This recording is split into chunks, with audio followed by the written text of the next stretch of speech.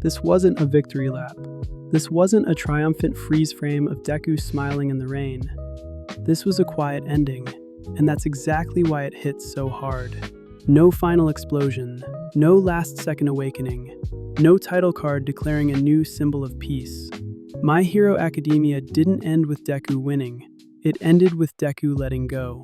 One for All is gone.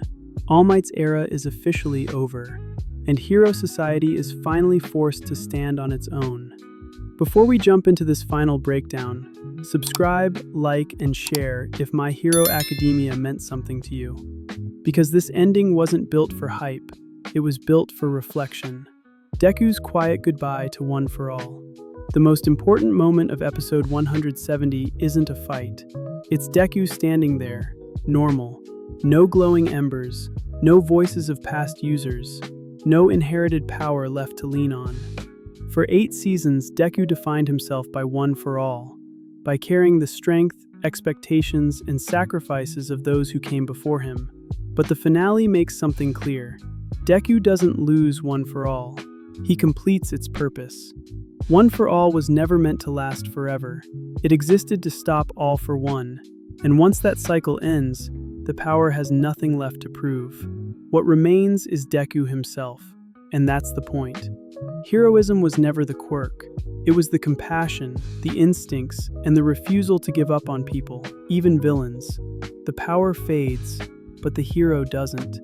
All Might's legacy is finally complete. All Might doesn't need another grand speech. His legacy is already standing in front of him, not as a single successor, not as a new symbol, but as an entire generation that no longer needs one pillar to hold everything up. For years, All Might feared what would happen once he stepped aside. The finale answers that fear with quiet confidence. Hero Society didn't collapse, it adapted.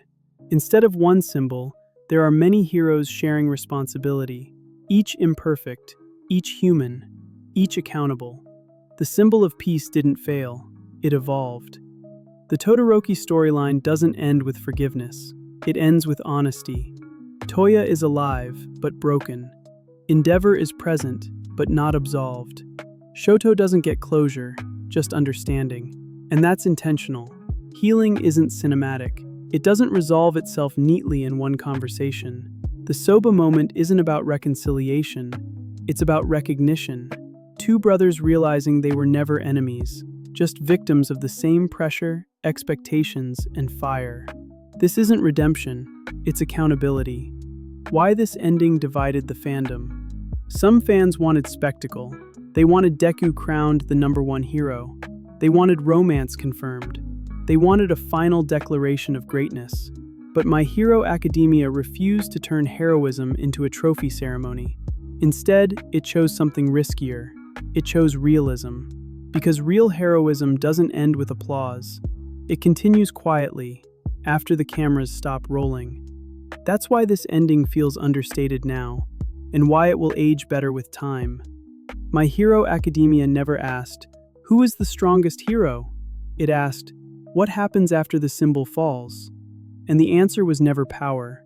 It was people, flawed, learning, trying again tomorrow.